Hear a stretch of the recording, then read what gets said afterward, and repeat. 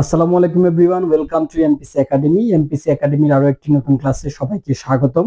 আমরা আজকে right form of ভার্বের এমন কিছু নিয়ম শিখব, 6 থেকে 7টা নিয়মের মধ্যে ইনশাল্লাহ 6 থেকে 7টা নিয়ম দিয়ে একেবারে ফুল মার্কস পাওয়া সম্ভব।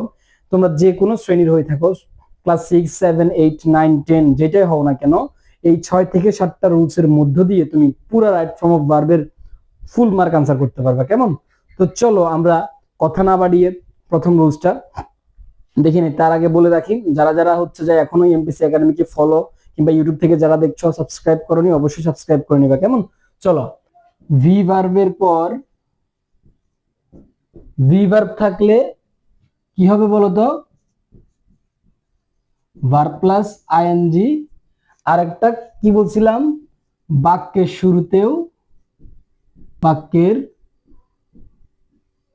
শুরুতে ভার্ব প্লাস আইএনজি।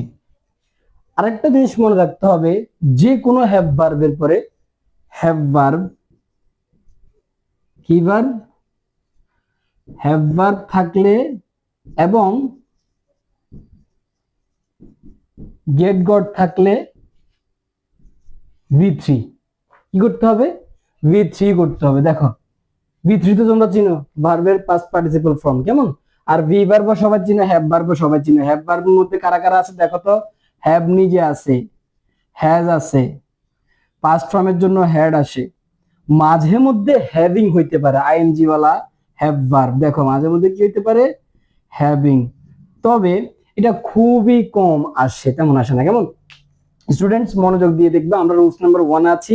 একদম শেষের যে রুলসটা বলবো সেটা দিয়ে তুমি প্রায় 90% right form of verb cover করে ফেলতে পারবে, কারণ ওইটাই বেশি আসে পরীক্ষাতে। কেমন? তো লাস্টে যে রুলসটা বলবো সেটা অবশ্যই তোমরা দেখতে হবে, একটু ধৈর্য ধরে দেখো ইনশাল্লাহ। দেখো, এটা হচ্ছে আমাদের প্রথম রুলস, মনোযোগ দিয়ে দেখবা। ভি ভার্বের সাথে ভার্ব প্লাস আইএনজি কিংবা বাক্যের শুরুতে ভার্ব থাকলেও আইএনজি। ভি যে কোনো ভি ভার্বের সাথে যদি একটা ভি ভার্ব দেখো, ভি ভার্ব কি? Am is are was were. কেমন? Am is are was were সাথে তুমি যদি একটা ভার্ব দেখো, সেই ভার্বটা অবশ্যই আইএনজি হবে। বাক্যের শুরুতে থাকলেও, বাক্যের শুরুতে কোনো একটা ভার্ব থাকলেও সেটা আইএনজি। এবং সাথে এটা মনে রাখতে হবে, হ্যাভ ভার্ব আর গেট গট থাকলে, হ্যাভ ভার্ব এবং গেট গট থাকলে অবশ্যই ভার্ব 3 বসাইতে হবে ভার্বের 3 নাম্বার ফর্ম। ধরো রাইট আছে, রাইট রোড রাইটেন। ধরো গো আছে, গো ওয়েন্ট গন। ঠিক আছে? এরকম করে দেখো, এটা ছিল আমাদের 1 নাম্বার রুলস। আমি একটা এক্সাম্পল দিয়ে দেখাই দিই। ধরো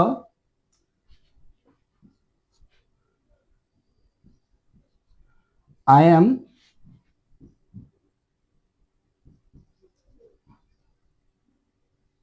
আ বুক। দেখো ভালো করে খেয়াল করলে দেখবা যে একটা ভি ভার্ব আসছে আমাদের, ভি ভার্বের পরে ভার্ব আছে। কেমন? ভি ভার্বের পর ভার্বের কোন ফর্ম বসে? I N G form. ভি ভার্ব থাকলে ভার্ব প্লাস আইএনজি, তাহলে এটা কি হয়ে যাবে? এটার আনসার কি হবে তাহলে? রিডিং। এটা কি হবে? কি? এটা হবে রিডিং, ভার্ব প্লাস আইএনজি। ধরো যে বাক্যের শুরুতেই একটা ভার্ব আছে, দেখো তো, একই ভার্ব দিলাম আমি, হ্যাঁ, ইজ গুড হ্যাবিট। ধরো এখানে একটা ভার্ব আছে বাক্যের শুরুতে, is good habit, read is good habit. তাহলে যেহেতু বাক্যের শুরুতে ভার্ব আছে, আমরা কি লিখবো? Reading, I N G. বাক্যের শুরুতে যদি ভার্ব থাকে আমরা কি ভার্ব প্লাস আইএনজি করবো। কেমন? সেম ভাবে হ্যাভ ভার্ব দিয়ে একটু দেখাই দিই, হ্যাভ ভার্ব দিয়ে একটু দেখাই দিই। কেমন? ধরো আই হ্যাভ ড্যাশ আছে, ব্র্যাকেট আছে, finish the homework. I have finish the homework. দেখো এই ফিনিশটা, যেহেতু এখানে একটা হ্যাভ ভার্ব আসছে, কি বলছিলাম? হ্যাভ ভার্ব আসলে V3 করতে হবে। তাইলে ফিনিশের V3 কোনটা? ফিনিশের V3 কোনটা? আল্লাহর গজব হলো, কারেন্ট আছে। দুঃখিত স্টুডেন্টস, কারেন্ট চলে গেছে, আশা করি মোটামুটি দেখা যাচ্ছে। কেমন? তো আমরা বলছিলাম, আমরা কি বলছিলাম? দেখো ফিনিশ, দেখো হ্যাভ ভার্ব আসছে, তাহলে ফিনিশের কোন ফর্ম হবে? অবশ্যই থার্ড ফর্ম হবে। ফিনিশের থার্ড ফর্ম কি? Finish, finished, finished. কেমন? তাহলে এখানে আনসারটা কি হবে? এখানে আনসার হবে ফিনিশড। কেমন? বুঝতে পারছো আশা করি। 2 নাম্বার রুল দেখো, যে কোনো প্রিপোজিশনের পরে ভার্ব প্লাস আইএনজি, যে কোনো প্রিপোজিশনের পরে কি হবে, ভার্ব প্লাস আইএনজি হবে যে কোনো প্রিপোজিশন পরে। শুধু একটা জিনিস ছোট্ট করে খেয়াল রাখবা, টু এর পরে, টু এর ক্ষেত্রে কি হবে বলতো, টু এর ক্ষেত্রে শুধু ভি ওয়ান হবে, মানে মেইন ভার্বটা যেটা আর কি, ভার্বের প্রেজেন্ট ফর্ম যেটা, শুধু টু এর ক্ষেত্রে, টু কিন্তু একটা প্রিপোজিশন, টু ছাড়া যত প্রিপোজিশন আছে দেখলেই ধরো প্রিপোজিশনের পরে ভার্ব দেখছো, ভার্ব প্লাস আইএনজি, ঠিক আছে, রিড আছে রিডিং, রাইট আছে রাইটিং, ইট আছে ইটিং, সি আছে সিং। আমার থেকে বুঝতে পারছো? অর্থাৎ প্রিপোজিশন, যে কোনো প্রিপোজিশনের পরে, টু ছাড়া যে কোনো প্রিপোজিশনের পরে কি বসবে, ভার্ব প্লাস আইএনজি বসবে। ধরো যে আমি লিখলাম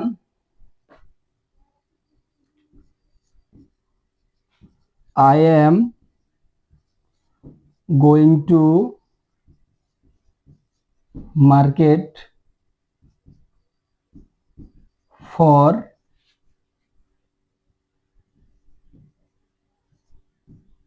buy something। আচ্ছা ধরো সামথিং লিখলাম, ঠিক আছে, একটা এক্সাম্পল আর কি। ধরো এখানে কি আছে, একটা ফর আছে না, ফরের পর পরে খালি ঘর, ফরের পর পরে খালি ঘর, তার মানে ফর একটা প্রিপোজিশন, ফরের পর পরে যদি ভার্ব থাকে, আমরা কি বলছি, যে কোনো প্রিপোজিশনের পরে কি বসে, ভার্ব প্লাস আইএনজি, তার মানে কি হবে, বাইং। কি হবে এটা, বাইং। কথা কি বুঝতে পারছো? যে কোনো প্রিপোজিশনের পর, টু ছাড়া যে কোনো প্রিপোজিশনের পর কি হবে, ভার্ব প্লাস আইএনজি হবে। আশা করি বুঝতে পারছো। দেখো 3 নাম্বার রুলস হচ্ছে, সিম্পল সেন্টেন্সে, মনোযোগ দিয়ে শুনবা, সিম্পল সেন্টেন্সে একটি ভার্ব থাকা সত্ত্বেও যদি আরো একটা খালি ঘর থাকে, অর্থাৎ সিম্পল সেন্টেন্স কি আগে এটা বুঝো। সবাই তো সিম্পল সেন্টেন্স পারার কথা, কেমন? সিম্পল সেন্টেন্স হচ্ছে যেই সেন্টেন্সে একটা মাত্র সাবজেক্ট আর একটা মাত্র ফাইনাইট ভার্ব থাকে, সেটা হচ্ছে কি সিম্পল সেন্টেন্স। ওই ধরনের সিম্পল সেন্টেন্সে এক ধরনের একটা ভার্ব থাকার পরেও যদি আরো একটা খালি ঘর থাকে, দেখো আমি এখানে লিখে দিচ্ছি, সিম্পল সেন্টেন্সে একটি ভার্ব থাকা সত্ত্বেও যদি আরেকটি কি থাকে, গ্যাপ থাকে, তাহলে ভার্ব প্লাস আইএনজি বসবে। এতটুকু বুঝতে পারছো?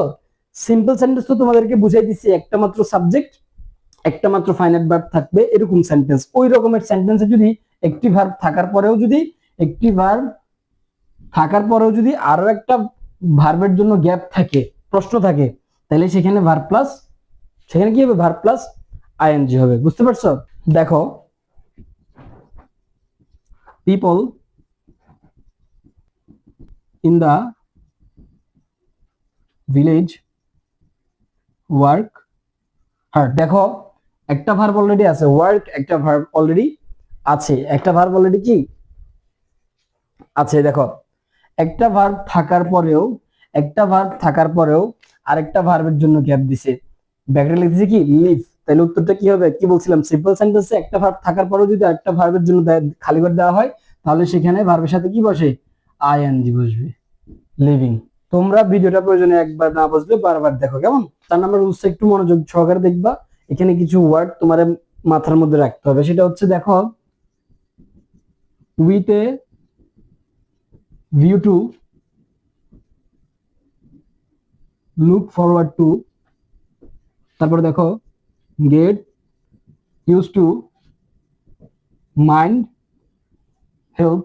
আচ্ছা এতটুকু আগে বলে দিই, এতটুকু পরে এগুলা যদি থাকে, এগুলা যদি সেন্টেন্সে থাকে, তাহলে তোমার শুধু করতে হবে verb plus I N G, verb plus I N G. এই সেন্টেন্স গুলোর পরে যদি ভার্ব আসে, সেটা কি আইএনজি ফর্মে আসে, কেমন?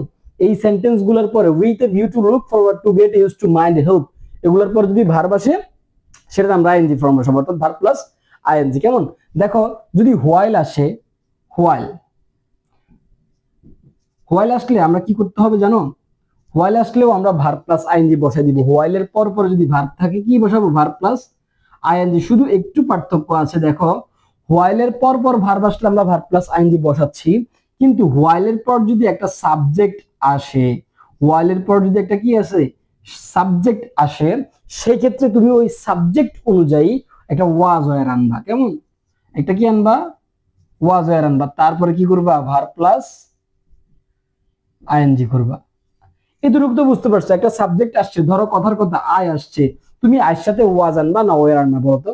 আয়ের সাথে কি তুমি ওয়াজ আনবা না ওয়ার আনবা বলো? আয়ের সাথে অবশ্যই কি আসবে, ওয়াজ।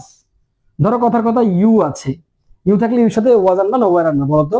অবশ্যই ওয়ার। দেখো বুঝতে পারছো? তারপরে তুমি যেটা করার সেটাই, আগের মতো ভার্ব প্লাস আইএনজি। শুধু একটা সাবজেক্ট যদি ঢুকে যায় হোয়াইল এর পরে, তখন সেক্ষেত্রে আমরা একটা সাবজেক্ট অনুযায়ী ওয়াজ ওয়ার আনবো। কেমন? এইটুকুই হচ্ছে কথা। ধরো একটা এক্সাম্পল দিয়ে আমি বুঝাই দিই। I saw a bear while, ব্র্যাকেটে ধরো আছে ওয়াক। একটা জিনিস ভালো করে লক্ষ্য রাখো, হোয়াইলের পর পরই ভার্ব চলে আসছে। দেখো হোয়াইলের পর ভার্ব প্লাস কি হবে, আইএনজি হবে। তাহলে এটা বোঝা যাচ্ছে এটা কি হবে, ওয়াকিং, তাই না? এটা কি ওয়াকিং, ঠিক আছে না? আর দেখো এই একই লাইনটা যদি আমি এইভাবে লিখি, ধরো I saw a deer while I, তারপরে লিখলাম যে ধরো ওয়াক। এখন দেখো একটা হোয়াইলের পর একটা সাবজেক্ট চলে আসছে, আই চলে আসছে, তাহলে কি করতে হবে, ওয়াকিং তো অবশ্যই হবে, ভার্ব প্লাস আইএনজি হবে। শুধু আই এই সাবজেক্ট অনুযায়ী একটা ওয়াজ কিংবা ওয়ার আনতে হবে, একটা ওয়াজ কিংবা ওয়ার আনতে হবে। দেখো আই, এটা কি হিন, তাহলে আনসার কি হবে, আই ওয়াজ কি ওয়াকিং। বুঝতে পারছো? অর্থাৎ আমি কি বললাম আরেকবার মনোযোগ দিয়ে দেখো, এগুলো থাকবে তো, এই দেখো with a view to, look forward to, get use to, mind help, এগুলো থাকলে ভার্ব প্লাস আইএনজি। হোয়াইল থাকলেও ভার্ব প্লাস আইএনজি, কিন্তু হোয়াইলের পর যদি একটা সাবজেক্ট চলে আসে, তাহলে সাবজেক্ট অনুযায়ী ওয়াজ ওয়্যার আনতে হবে। কেমন? তারপরে ভার্ব প্লাস আইএনজি করতে হবে। Now at this moment drastically, তারপরে ধরো যে gradually, gradually drastically, gradually, day by day. সেন্টেন্সে যদি এই শব্দগুলো থাকে, এই শব্দগুলো যদি সেন্টেন্সে থাকে, আমরা ওই সেন্টেন্সের সাবজেক্ট যেটা, ওই সাবজেক্ট অনুযায়ী একটা এম ইজ আর আনবো। কি আনবো, am is are. Am is are আনার পর ভার্ব প্লাস কি আইএনজি। তো আমার পুরো যেই 4 নাম্বার রুলসটা, এটা আমি আরেকবার রিপিট করে দিই। দেখো with a view to, look forward to, get use to, mind help, এগুলো যদি থাকে, এগুলোর পর যদি একটা ভার্ব থাকে, আমরা ভার্ব প্লাস আইএনজি করে দেব। সিম্পল। এবার দেখো শুধু হোয়াইল, হোয়াইলও সেম, হোয়াইলের পর পর যদি ভার্ব থাকে, ভার্ব প্লাস আইএনজি করে দেব। কিন্তু হোয়াইলের পর যদি একটা সাবজেক্ট থাকে, ওই সাবজেক্ট অনুযায়ী আমরা ওয়াজ ওয়্যার এনে তারপরে ভার্ব আইএনজি করবো। কেমন? দেখো আর এই শব্দগুলো থাকলে, now, at this moment, drastically, gradually, day by day, এই শব্দগুলো থাকলে, এই শব্দগুলো যে সেন্টেন্সে থাকবে, ওই সেন্টেন্সের সাবজেক্ট অনুযায়ী একটা এম ইজ আর আনতে হবে, একটা এম ইজ আর এনে তারপরে ভার্ব প্লাস কি করতে হবে, আইএনজি করতে হবে। ধরো আমি দেখাই দিচ্ছি, দেখো দা women of বাংলাদেশ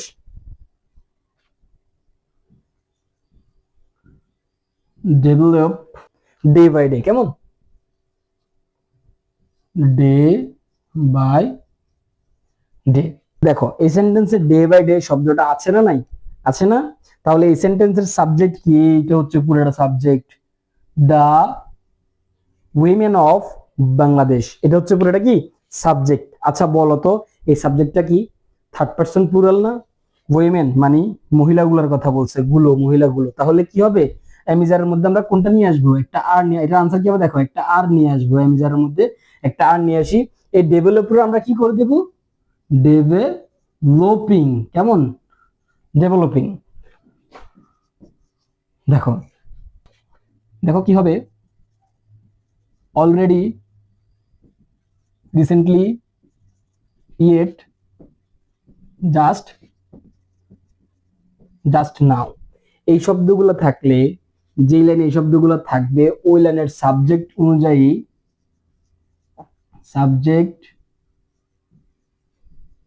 অনুযায়ী একটা হ্যাভ হ্যাজ আনতে হবে। কি আনতে হবে, হ্যাভ কিংবা হ্যাজ এনে তারপরে ভার্বের 3 নাম্বার ফর্ম বসবে, বি3 বসবে।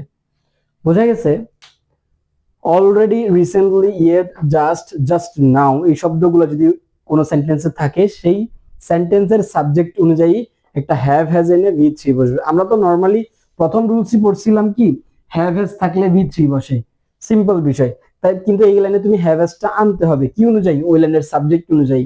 তবে কি দেখে আনবা, already, recently, yet, just, just now, এগুলো দেখে তুমি হ্যাভ হ্যাজ একটা এনে তারপরে ভি থ্রি। হ্যাভ হ্যাজ কোনটার সাথে আসবে আমি বলে দিই, কখন হ্যাভ আর কখন হ্যাজ আসবে।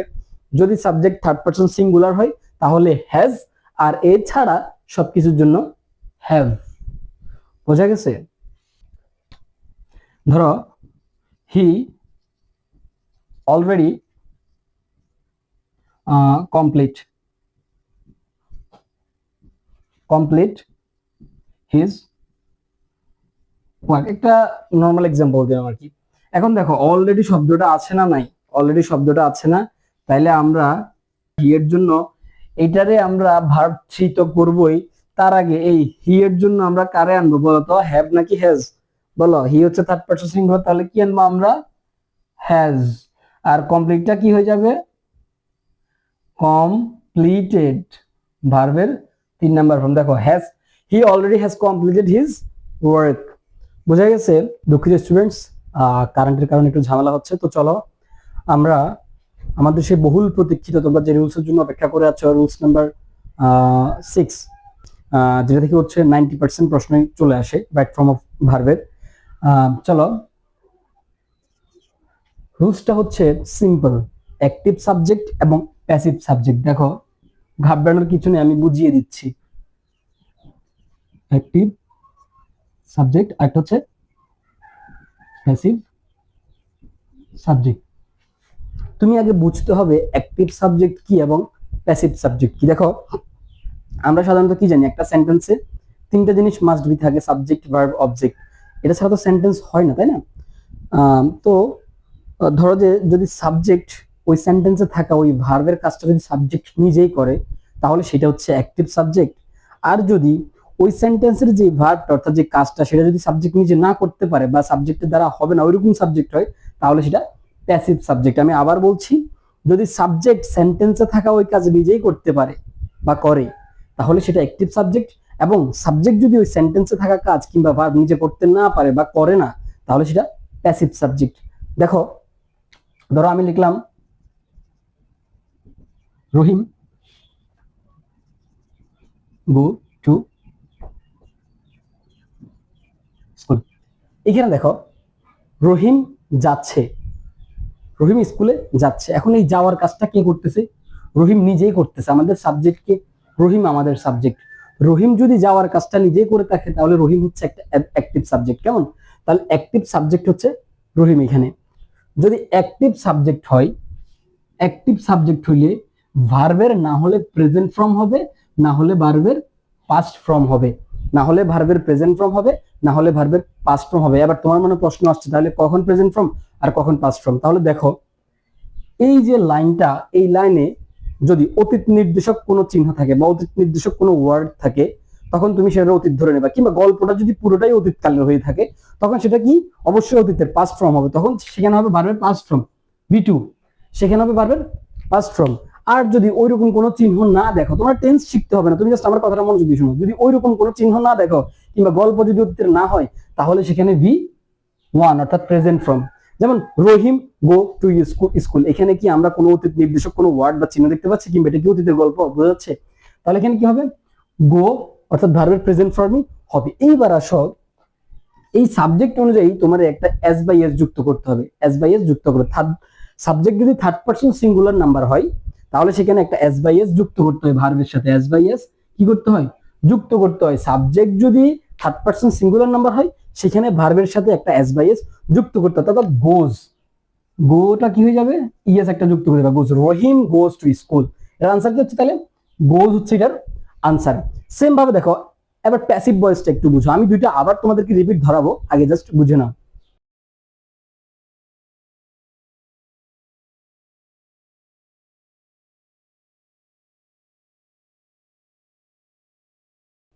The bridge built in 1981. আগে এটা বলে দিই, অ্যাক্টিভ সাবজেক্ট হলে কি বলছিলাম, V1 V2, আর প্যাসিভ সাবজেক্ট হইলে V3। তবে তার আগে কিছু একটা ঘটনা আছে, দেখো। The bridge build in 1981। আচ্ছা দেখো তো, দ্য ব্রিজ সাবজেক্ট কি, দ্য ব্রিজ বিল্ড ইন অর্থাৎ তৈরি বা নির্মাণ। ব্রিজ কি নিজে নিজে নির্মাণ হতে পারে, বা ব্রিজ কি নির্মাণ করার কাজ করতে পারে, পারে না। অর্থাৎ যেহেতু দ্য ব্রিজ এই নির্মাণের কাজটা করতে পারে না, তাহলে এটা প্যাসিভ সাবজেক্ট। আর প্যাসিভ সাবজেক্ট হলে অবশ্যই V3 হবে, V3 হবে। কিন্তু V3 করার আগে একটা অক্সিলারি ভার্ব, একটা ভি ভার্ব আনতে হবে। কি আনতে হবে, ভি ভার্ব আনতে হবে। ওই যে আবার সেই আগের ঘটনা তোমার মনে রাখতে হবে, যদি অতীত নির্দেশক কোনো চিহ্ন থাকে তাহলে সেটা হইতে হবে ওয়াজ ওয়্যার, আর যদি অতীত নির্দেশক কোনো চিহ্ন না থাকে সেটা হবে অ্যাম ইজ আর এর মধ্যে। এখানে ইন 1981 লেখা আছে, তার মানে এটা একটা অতীত নির্দেশক চিহ্ন, এটা অনেক আগে ঘটছে, তাহলে একটা ওয়াজ আগে ছোট্ট করে আনতে হবে। তারপরে এই বিল্ডের যে V3 আছে সেটা বসাইতে হবে, অর্থাৎ built, VUILT, built. The bridge was built in 1981। অর্থাৎ ভালো করে লক্ষ্য করবা, আমাদের সাবজেক্ট যদি প্যাসিভ হয় তখন V3 হচ্ছে, তার আগে ভি ভার্ব আনতে হচ্ছে। সাবজেক্ট যদি অ্যাক্টিভ হয় তখন V1 কিংবা V2 হচ্ছে, অর্থাৎ প্রেজেন্ট হলে V1, পাস্ট হলে V2। এক্স্যাক্টলি এটাই। আই ড্যাশ প্লে, ধরো ফুটবল। এখানে দেখো আই আছে আর ভার্ব কি, প্লে আছে। এখন আমি কি খেলার কাজটা করতে পারি, আমি কি খেলতে পারি না? তাহলে আই কি খেলার কাজটা করতে পারে না? অবশ্যই পারে। তাহলে এখানে ভার্বের প্রেজেন্ট ফর্ম হবে, কারণ অতীত নির্দেশক কোনো কি নেই, চিহ্ন নাই, এবং সাবজেক্ট যেহেতু থার্ড পারসন সিঙ্গুলার না, এস বা ইএসও যুক্ত হবে না, ডিরেক্ট যেই প্লেটা আছে সেটাই কি বসে যাবে। এটা হচ্ছে আনসার। কিংবা এখানে যদি আই না হয়ে ধরো যদি হি হইতো, তাহলে আমরা শুধু একটা এস লাগাই দিতাম, ব্যাস শেষ। কিংবা ধরো কোনো একটা অতীতের গল্প পড়তেছিলাম, আগের কথা বলতে শুরু হয়েছে ইন 1952 বা ইন 1970,